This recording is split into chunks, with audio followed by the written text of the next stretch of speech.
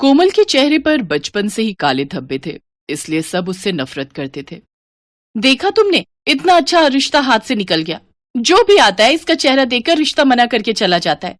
पता नहीं कितनी बदसूरत है तुम्हारी बहन। इसी बात का तो रोना है मधु। इसकी वजह से मेरी भी समाज में बहुत बदनामी हो रही है। उम्र बढ़ती जा रही है। सब मुझे ताने देते हैं कि मैं भाई होकर अभी तक अपनी बहन की शादी नहीं करवा पा रहा।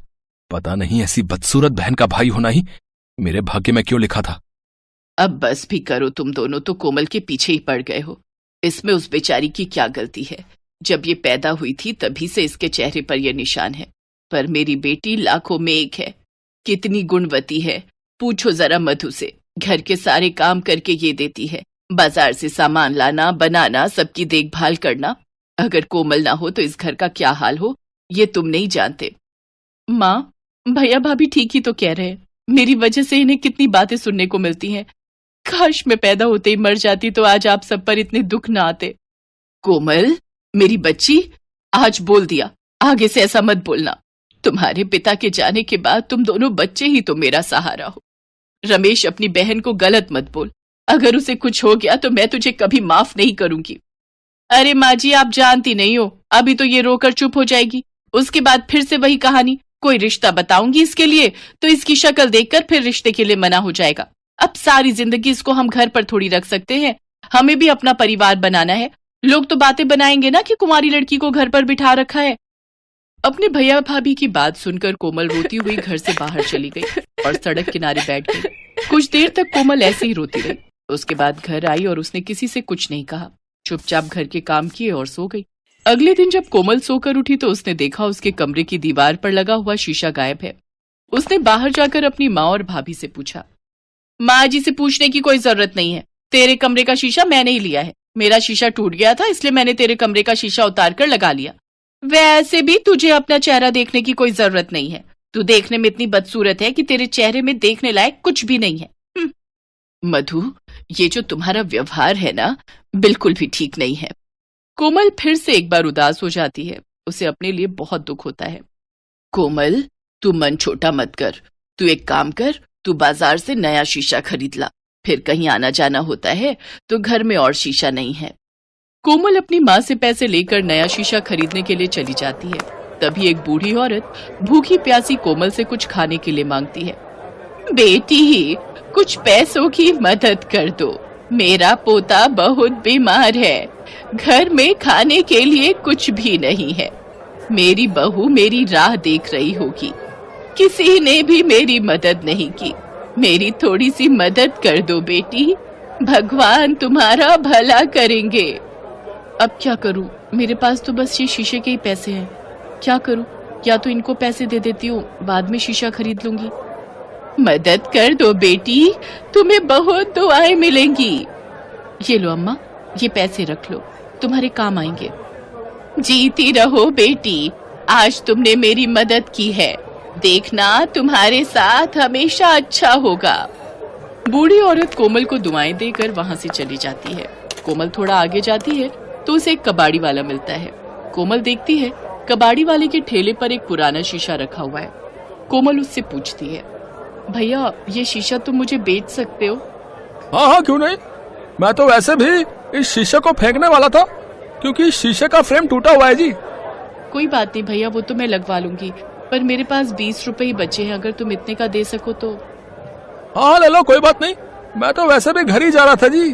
जाते जाते 20 रुपए और कमा लेता हूँ। कबाड़ी वाला कोमल को वो शीशा दे देता है।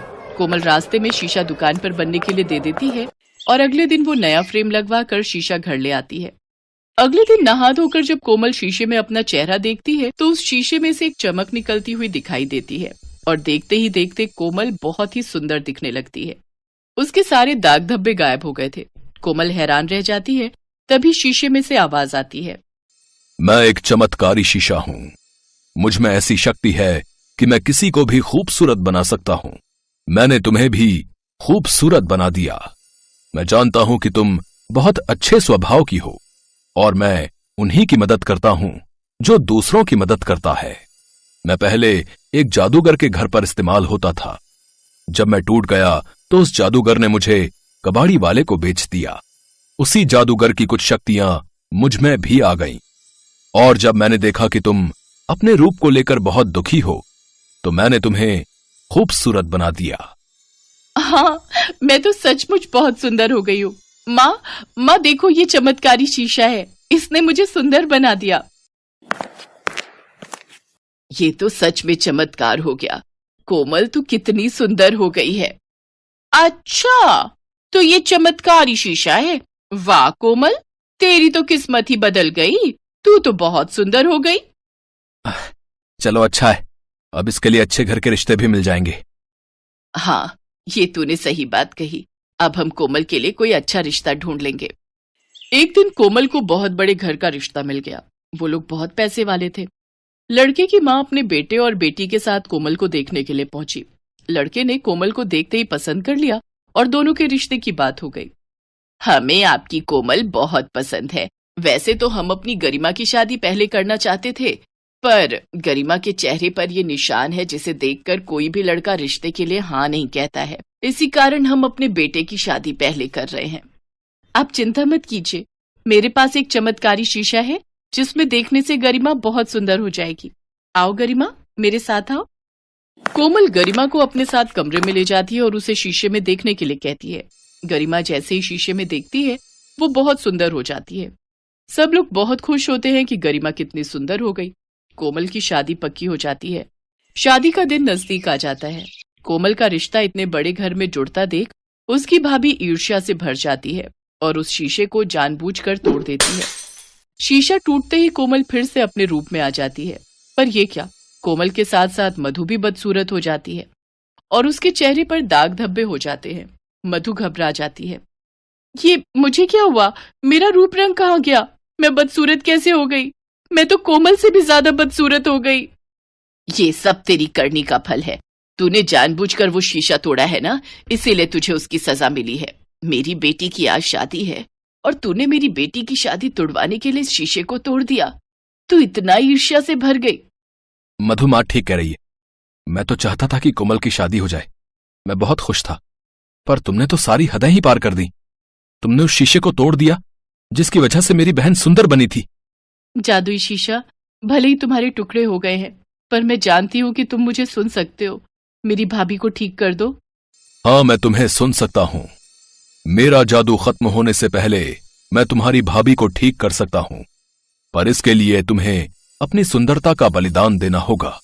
अगर तुम्हारी भाभी सुंदर हुई तो तुम्हें हमेशा के लिए अपने इसी रूप में रहना होगा जिसमें तुम पहले थी। बोलो, तुम्हें मंजूर है? हाँ, आप मेरी भाभी को ठीक कर दो। मैं पहले जैसी ही ठीक हूँ। मेरी किस्मत में जो लिखा होगा वो मुझे मिल जाएगा, पर मेरी भाभी को इतनी बड़ी सजा मत दो। कोमल की बातें सुनकर मधु की आंखों में आंसू आ जाते हैं। जादुई शीशा मधु को ठीक कर देता है, पर कोमल अपने पहले वाले रूप में ही रहती है। मधु को अपनी गलती का एहसास हो चुका था, पर अब डर था कि कहीं कोमल के ससुराल वाले उसे इस रूप में देखकर शादी के लिए मना न कर दे। पर ऐसा नहीं था। कोमल, तुम्हारी सुंदरता तो तुम्हारे भीतर है। व्यक्ति अपने व्यक्तित्व से सुंदर बनता है, ना कि ऊपरी सुंदरता से। तुम हमारे घर की बहू जरूर बनोगी। हमारी गरिमा तुम्हारी वजह से सुंदर हुई है। तुमने जो उसके लिए किया है वो कोई भी नहीं कर सकता। बहन जी, शादी की तैयारी शुरू कीजिए। हम शाम को बारात लेकर समय पर पहुंच जाएंगे। कोमल दुल्हन के रूप में बहुत सुंदर और प्यारी लग रही थी। ये सुंदरता उसकी अपनी खुद की पहचान थी, जो उसके व्यक्तित्व को और निखार रही थी। कोमल अपनी माँ और भाई भाभी के गले लगकर खुशी खुशी अपने ससुराल विदा होती है। ये कहानी है कमला की। कमला अपनी बेटी पूजा के साथ धर्मपुर गांव में रहती थी। उसके पति के देहांत को काफी साल बीत चुके थे। कमला के पास एक गाय थी जो अचानक बीमार पड़ गई और मर गई। कमला की कमाई उसी गाय का दूध बेचने से होती थी। अब उसका वो सहारा भी हाथ से छिन गया था। माँ, अब हम क्या करेंगे? हमारी गाय तो बीमारी के चलते मर गई। अब तो पैसे कमाने का कोई जरिया भी नहीं बचा। यही चिंता मुझे खाई जा रही है पूजा, पर कुछ न कुछ रास्ता तो मुझे निकालना ही होगा। मैं पड़ोस वाली सरोज बहन से अगर उनकी गाय का गोबर मांगकर उपले बनाकर बेचूं, तो उपले बेचकर कुछ तो पैसे आ ही जाएंगे। मैं सरोज बहन से बात करके आती हूँ। सरोज बहन, तुम्हें तो पता ही है कि मेरी गाय बीमारी के चलते चल बसी। अब मेरे पास कमाने का कोई भी जरिया नहीं है। क्या मैं तुम्हारी गाय का गोबर ले जा सकती हूँ? उपले बनाने के काम आ जाएगा। अच्छा है, रोजाना गोबर साफ नहीं करना पड़ेगा। इसे हाँ बोल देती हूँ। ठीक है, ले जाया करो, पर पूरी साफ सफाई करके ले जाना। कहीं भी गोबर पड़ा हुआ ना दिखाई पड़े। तेरे ऊपर छोड़ रही हूँ गोबर उठाने की जिम्मेदारी। हाँ, मैं गोबर उठाने के बाद सारी साफ सफाई कर दिया करूंगी। कुछ पैसे तो मिल ही जाएंगे। अब ये गोबर ले जाकर उपले थाप लेती हूँ। सूख जाएंगे तो बाजार में बेच आऊंगी। माँ लाओ, मैं भी उपले बनाने में तुम्हारी मदद करूँ। कमला अब रोजाना पड़ोस की सरोज के घर से गोबर लेती और उपले बनाकर बाजार में बेच देती थी। कमला को रोजाना अपने आंगन से गोबर ले जाते देख एक दिन सरोज के मन में आया, ये कमला तो बड़ी चालाक है। थोड़ी सी साफ सफाई करके और मेरे घर से रोजाना मेरी ही गाय का गोबर ले जाती है और बाजार में उपले बनाकर बेच देती है। मुझे तो इसका कुछ भी नहीं मिलता, फिर मैं क्यों इसे मुफ्त में गोबर उठाने दूं? मैं तो कल से मना ही कर दूंगी। बड़ी आई मेरी गाय के गोबर से उपले बनाकर बेचने वाली। सरोज बहन, गोबर लेना था, उठा लो। देखो कमला, बिंदिया के बापू ने गोबर देने के लिए मना कर दिया है। हम भी तो उपले बनाकर खुद बाजार में बेच सकते हैं, ऐसा उनका कहना है। अब मैं इसमें कुछ नहीं कर सकती। कोई बात नहीं सरोज बहन, मैं कुछ और इंतजाम कर लूंगी। आप परेशान मत हो। अब क्या करूं? एक बार सेठ लालचंद जी से पूछती हूँ। अगर वो मुझे अपनी गाय का गोबर लेने दे तो मेरी मुश्किल आसान हो जाएगी। सेठ जी, क्या मैं आपकी गाय का गोबर ले जा सकती हूँ? आपकी बड़ी मेहरबानी होगी। अरे ले जा, मुझे क्या एतराज होगा। वैसे भी गोबर साफ करना पड़ता है, तू उठाकर ले जाया कर। कमला सेठ लालचंद की गाय का गोबर उठाकर ले जाने लगी। एक दिन जब कमला गाय का गोबर उठा रही थी तो सेठ लालचंद ने सोचा, ये कमला रोजाना वक्त बेवक्त गोबर उठाने आ जाती है। मेरी ये वाली गाय तो बहुत ही कमजोर और बीमार हो गई है।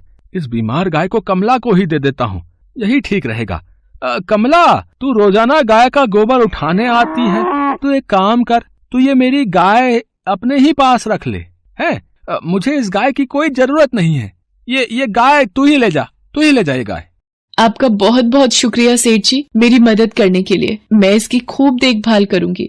गाय बीमार है इस बात से कमला अनजान थी। वो उसे अपने घर ले जाती है। उसकी बेटी पूजा उसे कहती है, माँ ये गाय तो बहुत ही कमजोर है, लगता है ये बीमार है। कोई बात नहीं पूजा, हम कुछ दिन इसकी देखभाल करेंगे तो ये ठीक हो जाएगी। कमला अपनी बेटी पूजा के साथ मिलकर गाय की देखभाल करती थी, पर वो गाय बीमार थी इसलिए बहुत कम दूध दे पाती थी। एक दिन कमला जब भोजन बना रही थी, ये थोड़ा सा ही आटा बचा हुआ है, इसकी रोटियां बना लेती हूँ, पूजा को भी भूख लगी होगी। कुछ खाने को मिलेगा बाबा, कब से भूखे हैं। कोई है जो मुझे कुछ खाने को थोड़ा बहुत दे दे। ये तो कोई साधु महाराज हैं, इन्हें ये रोटी दे देती हूँ। बाबा ये लो, मैंने अभी ये रोटियां बनाई हैं, इनमें से कुछ रोटी आप खा लो। इसने तो मुझे अपने हिस्से का भोजन दे दिया, अब ये खुद भूखी है।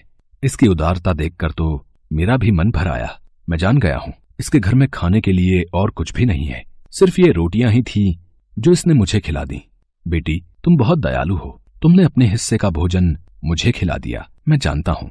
कमला की आंखों में आंसू आ जाते हैं। वो अपनी सारी दुख भरी कहानी उन साधु महाराज को सुनाती है। साधु महाराज कमला के घर में बंधी गाय के सिर पर हाथ फेरते हैं। अब तुम्हें चिंता करने की कोई आवश्यकता नहीं है, तुम्हारे दुख के दिन दूर हो गए। अब मैं चलता हूँ बेटी, भगवान तुम्हारी सदैव मदद करेंगे। कमला को आशीर्वाद देकर साधु बाबा वहाँ से चले जाते हैं। अगले दिन पूजा जब गाय के पास खड़ी थी, माँ हमारी गाय ने सोने का गोबर दिया है, जल्दी आओ माँ। हाँ पूजा, ये तो सोने का गोबर है, ये सब उन साधु महाराज की कृपा से ही हुआ है। भगवान ने जरूर उन साधु महाराज को हमारी मदद के लिए भेजा था। कमला के घर में बंधी गाय सोने का गोबर देने लगी, जिसकी वजह से धीरे धीरे कमला की जिंदगी में सुधार आने लगता है और उसके पास पैसों की भी तंगी हट जाती है। उसने अपने मकान को भी पक्का बनवा लिया था। कमला की पड़ोसन सरोज कमला को सोने का गोबर उठाते हुए देख लेती है और वो सीधी सेठ लालचंद के पास जाती है। सेठ जी, आपने जो कमला को अपनी गाय दी थी, वो गाय तो सोने का गोबर देती है। देखते ही देखते कमला लखपति बन रही है। गाय आपकी और पैसे कमला कमा रही है। उस सोने के गोबर पर तो आपका ही हक होना चाहिए था ना सेठ जी। क्या कमला को जो मैंने गाय दी थी वो सोने का गोबर देती है? ऐसा कैसे हो सकता है रामलाल? किशोर, कमला से हमारी गाय वापस ले आओ। बोलना सेठ जी अपनी गाय वापस मांग रहे हैं, जाओ। सेठ लालचंद के आदमी कमला से जबरदस्ती गाय वापस छीन लाते हैं। कमला बेचारी रोने लगती है। चुप हो जाओ माँ, रो मत। ये जरूर सरोज चाची का ही किया धरा है। उन्होंने ही सेठ लालचंद जी को भड़काया होगा, क्योंकि कल सुबह उन्होंने सोने का गोबर उठाते हुए मुझे देख लिया था। हे भगवान, अभी तो हमारे दुखों के दिन दूर हुए थे, फिर से ऐसे दिन क्यों आ गए प्रभु। गाय को ले जाकर सामने खूंटे से बांध दो, कल सुबह उठकर देखता हूँ। सुबह तक तो ढेर सारा सोने का गोबर दे देगी ये गाय। सारा गोबर अच्छे दामों पर किसी बड़े सुनार को बेच दूंगा। अरे इसे क्या हो गया? ये गाय तो काबू में ही नहीं आ रही है। अरे कोई पकड़ो इसे। हट, पीछे हट। ये तो मेरे पीछे ही भाग रही है। मालिक, लगता है ये गाय पागल हो गई है। इसे काबू में करना मुश्किल है। ये तो आपके पीछे पीछे भाग रही है। मालिक, बचाओ अपने आप को। हे राम, लगता है बीमारी के चलते ये गाय पागल हो गई है। जल्दी से छत पर भाग जाता हूँ और दरवाजा बंद कर लेता हूँ। यही ठीक रहेगा। लगता है चली गई। देखूं तो जरा ये किशोर और रामलाल कहाँ भाग गए। तौबा तौबा, जो दोबारा इस गाय को मैंने बुला लिया। बाल बाल बच गया आज तो। उसी कमला के पास रहे अब ये पागल गाय। दोबारा नहीं बुलाऊंगा इस आफत को। गाय शांत होकर कमला के घर वापस आ जाती है। माँ देखो, हमारी गाय वापस आ गई। हाँ पूजा, ये सब भगवान का ही आशीर्वाद है जो हमें ये गाय वापस मिल गई। अगले दिन से वो गाय फिर से सोने का गोबर देने लगती है, पर सरोज अब कुछ नहीं कर सकती थी। सेठ लालचंद के मन में भी अब उस गाय का डर बैठ गया था। सही कहा है, भगवान उसी का साथ देते हैं जो दिल का अच्छा होता है, जो दूसरों की मदद करता है और जिसके मन में कोई खोट नहीं होता। और फिर धीरे धीरे कमला की जिंदगी में सभी परेशानियां दूर हो जाती हैं।